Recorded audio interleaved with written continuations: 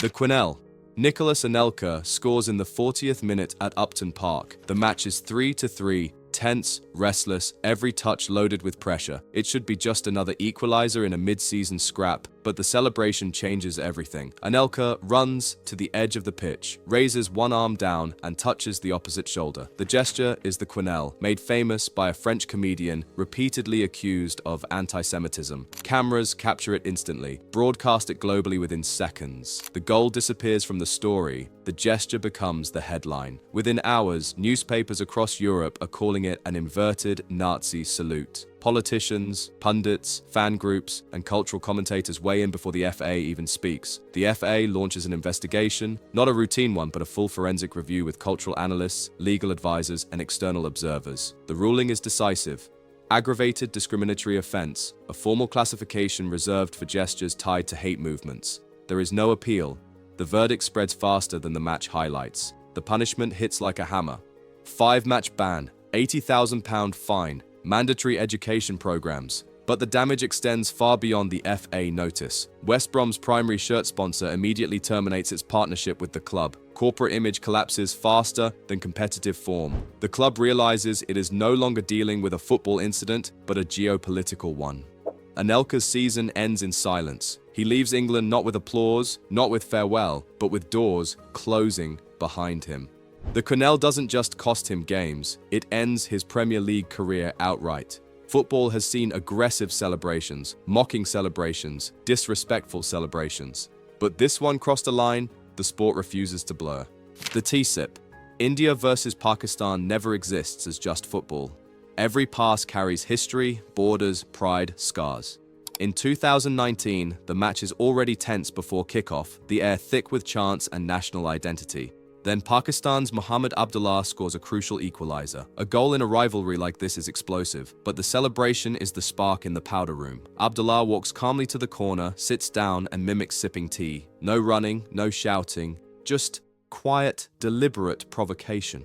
The gesture isn't random. It references a global viral moment from earlier that year when a captured Indian fighter pilot was filmed calmly drinking tea while in Pakistani custody. The clip became a national meme in Pakistan and a symbol of humiliation in India. Abdullah knows exactly what he's doing and who he's doing it in front of. The Indian players recognize it instantly and rush toward him. The stadium temperature shifts from competitive tension to outright fury in a single breath. One celebration just turned a match into a diplomatic echo.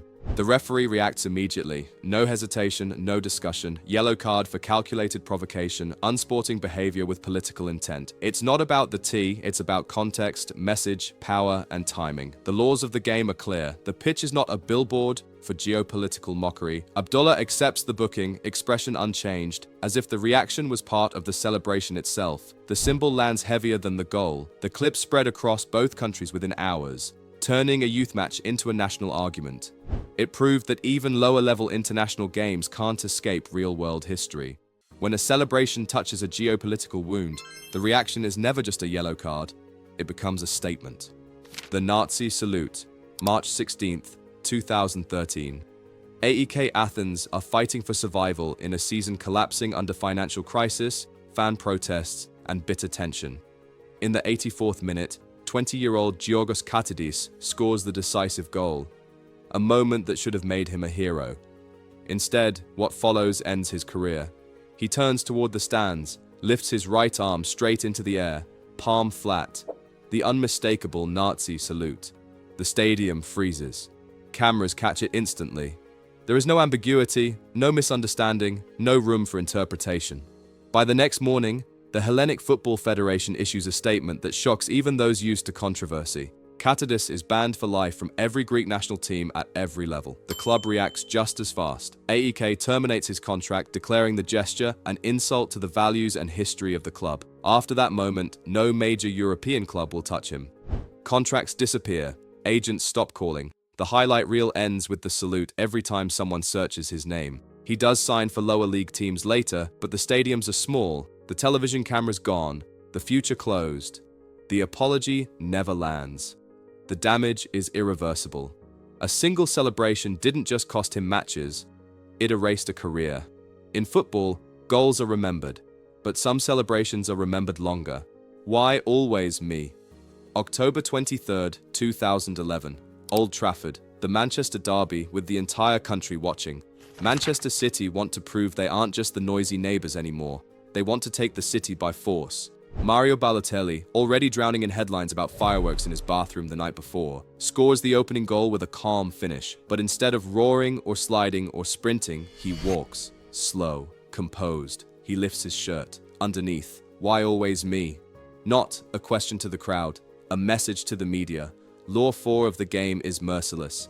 Any message on an undershirt, any statement, any slogan, automatic yellow card. Mark Clattenburg reaches into his pocket, raises the card, and Balotelli just smiles. No argument, no explanation. This wasn't defiance, it was performance art. Balotelli knew every newspaper, every pundit, every camera was waiting to label him again as the troublemaker, the fire starter, the clown of English football. So he flipped the script. He didn't deny the chaos, he owned it, branded it, turned it into identity. The goal didn't define the match. The shirt did. The line breaks the world outside football. Why always me becomes a t-shirt, a chant, a meme, a cultural shorthand for misunderstood genius. Balotelli becomes a character, not just a striker, but a story that writes itself every time he touches the ball. The celebration proves something simple and unforgettable. Some players score goals, Balotelli scores moments. Snorting the line. April 1999, Anfield. The Merseyside derby is always venom, but this one carries something darker. For months, Everton fans have hurled drug use accusations at Robbie Fowler, chants, banners, insults, the kind that follow a player into every stadium, every interview, every day. Fowler steps up to take a penalty in the 15th minute. He scores, clean and clinical, and then he decides he's done absorbing the abuse. He drops to his hands and knees and presses his nose to the white chalk of the byline, miming a cocaine snort in front of the world. There is no subtlety, no joke, no misunderstanding. It is a direct message to the away end. You want to call me this? Fine. The cameras don't just catch it, they freeze it. The moment becomes a still image everywhere within minutes. Commentators gasp live on air. Steve McManaman tries to drag him away, but it's too late. The celebration isn't playful. It's personal, spiteful, and unforgettable. The media response is immediate and explosive. The FA calls the act a disgrace and an appalling message to young fans watching. Fowler is fined £60,000, one of the biggest individual fines in English football history at the time, and banned for 4 matches. The fascist salute. Paolo Di Canio does not hide who he is on a football pitch. During his time at Lazio, the Roman derby becomes more than a rivalry. It becomes a stage for ideology. After scoring, he doesn't run to teammates or supporters in general. He runs toward the Curva Nord, the ultras section historically linked with far-right politics. He stops, lifts his arm straight, open palm, in a salute instantly recognizable across Europe. Not a celebration, a declaration. The gesture carries weight far beyond football. Italy's history with fascism is not distant memory. It is scars, monuments, street names, political fractures that still define voting blocks and identity. When Di Canio salutes, he isn't signaling joy, he's signaling allegiance. Cameras catch it. The Italian Football Federation responds. They open an investigation under rules against political provocation inside the stadium. The verdict: Di Canio is fined €10,000 and suspended for 1 match. The punishment is symbolic, but the signal is clear. The pitch cannot be used to legitimize extremist ideology, but Di Canio doesn't apologize. He doesn't walk it back. He doubles down. He tells the media it is simply a Roman greeting. He insists it has no political meaning. His denial is not believed, not respected, not taken seriously. The defense becomes part of the scandal itself. A refusal to acknowledge history written in stone. The full pitch revenge sprint. September 12, 2009, the Etihad, Manchester City versus Arsenal. Emmanuel Adebayor used to wear red. He used to score goals for Arsenal. Then he left under accusations of ego, greed, betrayal, depending on which side of North London you ask. The away fans don't let him forget it. From kickoff, they rain abuse, boo every touch, call him snake, traitor, worse. Adebayor absorbs it, stores it, waits. Then in the 85th minute, the ball swings in. He rises above Kolo Touré, meets it perfectly, and buries the header. Goal. But the moment is not complete, not yet. Adebayor turns and starts running. Not 10 meters, not to the corner flag. He sprints the entire length of the pitch, arms wide, expression locked. 100 yards of pure, burning, televised vengeance. He arrives in front of the Arsenal away end and drops into a knee slide so aggressive it tears up the grass. The Arsenal section erupts. Commentators are stunned. The referee knows he can't stop any of this. He can only watch. The FA reviews the incident and declares it provocation with intent. £25,000 fine. 3-match ban. Official language tries to sanitize what everyone already saw. This wasn't just celebration, it was payback. It was the loudest I remember everything goal in Premier League history. The superhero masks. The Ruhr derby is never quiet. Borussia Dortmund versus Schalke vibrates with noise, color, hatred, identity. In one of the most heated meetings, Pierre-Emerick Aubameyang breaks free in the box, taps in the goal, and the stadium explodes. But instead of a normal celebration, he runs behind the goal, reaches into a hidden stash, and pulls out a Spider-Man mask. He slips it on, stands tall, and poses. The camera doesn't just follow him, it falls in love. The match becomes a comic book. This isn't a one-off. Aubameyang turns celebrations into theater. Batman with Marco Reus. Black Panther after a Europa League goal. FIFA bans props under the category of excessive celebration. One incident makes the situation even more volatile. Aubameyang wears a Nike-branded mask while playing for Dortmund, whose kit is supplied by Puma. A derby becomes a corporate war. Puma executives are furious. Dortmund management calls it unprofessional. Aubameyang shrugs. To him, the moment is the art. The fine is just the ticket fee. The league steps in with another yellow card. He keeps doing it. Every mask celebration automatically risks suspension. Every match could be one booking away from missing the next, and he accepts it. Fully, deliberately. The backflip ban. Lomana Lualua never just scored goals. He performed them. At Portsmouth in the early 2000s, every finish came followed by a string of acrobatic backflips, clean rotations, gymnastic precision, pure joy. The crowd didn't wait for the ball to hit the net. They waited for the flips. It became part of his identity, part of the matchday ritual. But joy is fragile in football. One day after scoring, Lualua lands slightly off balance. His foot twists. He collapses. The celebration injures him, not the match. The diagnosis is bad enough to sideline him.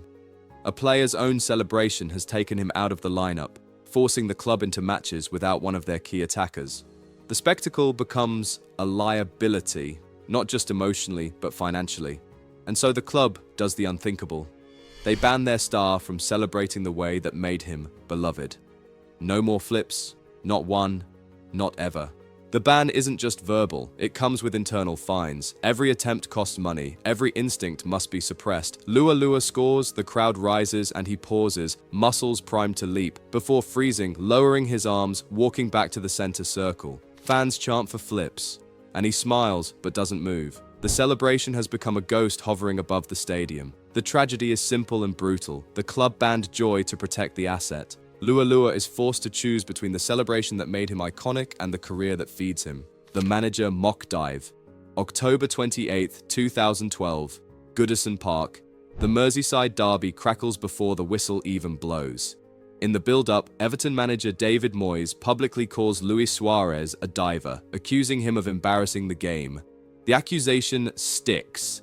Headlines, pundits, fans repeat it like gospel. The stadium atmosphere is poisoned before Suarez even touches the ball. Liverpool fight through a chaotic match, tackles flying, tension climbing. Then, in the 82nd minute, Suarez scores. What happens next isn't celebration, it's theater. Suarez doesn't sprint to teammates, doesn't roar at the crowd. He runs directly to the touchline, locks eyes with Moyes, and dives. A full, exaggerated, textbook simulation right at the manager's feet. Arms out, body limp, the purest mockery imaginable. The Everton bench freezes. The home crowd gasps in a single collective inhale. Even his teammates are caught between laughing and dragging him away. The referee books him instantly. Unsporting behavior, provocation, the usual language for moments when ego explodes live on camera. But the yellow card is irrelevant. The message has already detonated. Suarez turns the insult back onto the accuser and does it in the biggest match of the season. Supporters argue, Pundits debate, managers condemn, and Suarez smiles. Because the celebration isn't just a response, it's identity. Suarez proves he's not just a goal scorer, he's a disruptor, a villain. A character who will not just beat you, he will embarrass you for trying to define him. The Calma shush. April 23rd, 2017. Santiago Bernabeu. El Clásico at its boiling point. Real Madrid and Barcelona level. Tension thick enough to taste. Every touch feels like a statement. Every duel feels personal. Then Cristiano Ronaldo does what Cristiano Ronaldo does. He darts across the box, meets Gareth Bale's low cross, and places the ball into the net with surgeon precision. The stadium explodes, but the celebration is ice, not fire. Ronaldo turns, not to his teammates, not to his bench, but to the Barcelona away end. Thousands of furious, screaming rivals, red and blue flags waving like flames. He raises one finger to his lips. No sprint, no scream, just silence as insult. Calma. The moment is surgical psychological warfare, a gesture that says, I control the noise, I control the stage, I control you. The referee recognizes exactly what has happened. Provocation by design. Yellow card. The Barcelona fans erupt into a wall of whistles that shakes the stadium roof. Teammates swarm him, the match carries on, but the atmosphere has changed shape. This is no longer about tactics, it's about ego. Ronaldo has celebrated overhead kicks, hat-tricks, Champions League finals. But this one gesture, becomes one of his most replayed moments. Because it proves a truth deeper than goals and stats. Domination can be quiet. You don't need theatrics to humiliate an enemy. The gunslinger. Edinson Cavani scores like a hunter tracks prey. Patient, precise, inevitable. And every time he scores, he performs the same ritual. He reaches to his hip, draws invisible pistols, twirls them, and fires into the air. The gunslinger. Not arrogance, not celebration choreography, identity. Cavani is El Matador, the forward who finishes with violence disguised as elegance. Fans love it because it tells a story. The goal wasn't luck, it was execution. But Copa America 2015 is not a place for storytelling. Uruguay versus Chile in the quarterfinals is already boiling. Fouls stack, arguments flare, every minor movement becomes a spark, and then Cavani scores. He performs the gunslinger in front of the Chilean crowd, calm, smooth, controlled, a gesture that has always been theatrical rather than threatening. But in a match like this, context is gasoline. The referee doesn't hesitate. Yellow card. Aggressive provocation. The stadium roars, not in admiration, but fury. Chilean players rush the referee, demanding harsher punishment. Uruguay players surround Cavani, stunned that something celebratory could become criminal. The gesture that once defined flair now defines tension. The moment doesn't just escalate the match, it pushes it toward collapse. The fallout is immediate. Pundits divide. Supporters defend him fiercely. It's just a celebration. Officials counter just as sharply, not in this atmosphere. They argue that the gesture mimics violence and inflames hostility when emotions are already on the edge of eruption. Cavani never intended to provoke. But intention doesn't matter when the stadium is a lit fuse. The gunslinger becomes banned, not by rulebook, but by environment. Some celebrations are too cinematic for real war zones.